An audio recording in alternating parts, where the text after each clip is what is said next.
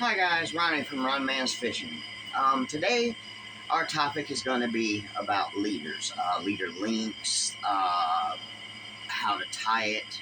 But first let's start off, what is a leader? Well, if you're unsure of what a leader is or you've never fished with one, you're missing out on one of the oldest tricks in the book when it comes to catching fish. Now, a leader, normally it's where you're going to tie a fluorocarbon or a monofilament to a braid to make your line a little less visible in the water and hopefully be more successful at getting bit. Well, in this video, like I said, we're going to cover how to tie on a leader without using a barrel swivel. There are some rigs that do require you to have a barrel swivel, aka the Carolina rig, but that's a video for another day. We'll go over that pretty soon. So first, let's get into tying a leader on. The knot that we're going to be using is called the Albright knot. I have two different colors of string here, so you'll know which is your main line and which is your leader. Okay, first off, we have this thicker black string here. Alright, that's going to be your main line. This is the line that's coming from your rod. See, me, the way I fish is on my bait casters, I use a 50-pound braid. But that can be a little bit visible in the water, so if I'm crankbait fishing or I'm soft plastic fishing or anything under the water, I'm going to want to use a fluorocarbon leader because fluorocarbon sinks. Where if I'm topwater fishing, I either want to go to a smaller pound test braid or a monofilament because they're a little bit more buoyant in the water. Alright, so what we're going to want to do here, that's your main line. This yellow line here, this is your leader line. See how it's smaller than the other line? Alright, let's work on tying it. Take your main line, make a loop. Just like that. Make a loop. Then take your leader line, feed it up through said loop from slack. Once you got your slack out, pinch it. Run this line down with your loop, just like that. Now what you're going to do is you're going to wrap this around all three strands. You're going to do this 1, 2, 3, 4, 5,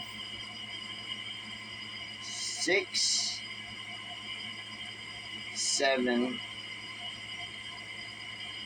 8, 9, 10 times. 8 to 10 times is what you really want because the more you wrap it, the stronger the knot. Now we're going to take the end of the leader, feed it back through the hoop from earlier, and bring it down with the leader line. Now we're going to grab these two lines, we're going to grab the two of our main line, and we're just going to tighten this down. Moisten it and tighten it down. Moisten, tighten down. And there you go.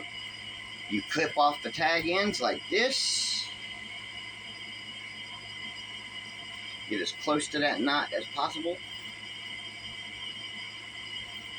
And in some situations, you want to burn it. Alright, get as close to that knot as possible.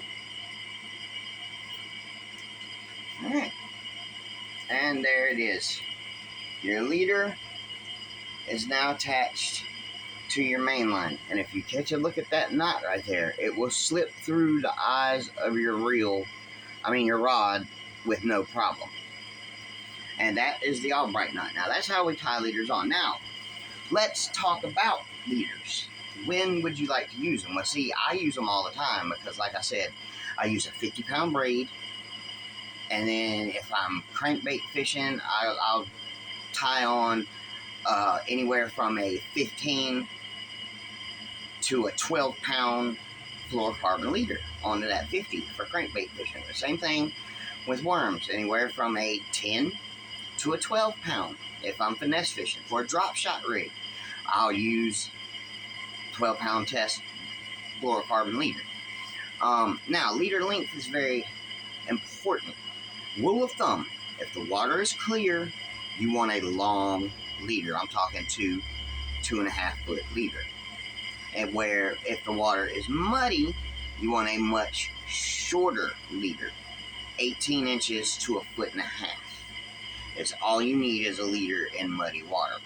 Now, in the heat of summer, and especially here in August, if you're working a drop shot rig, you want a longer leader. Like I said, 2.5, maybe even 3 foot. Because see, during this time of year, bass are suspended.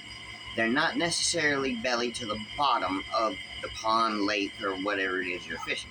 They're suspended. Now, I'm not talking about being suspended 6-7 feet, where you go after them with a suspending jerkbait. I'm talking about 2-3 feet off the bottom, so you need a 2-3 foot leader for your drop shot. Cold water, shorter leader, 18 inches to 1.5 feet, maybe 2 foot if it's clear.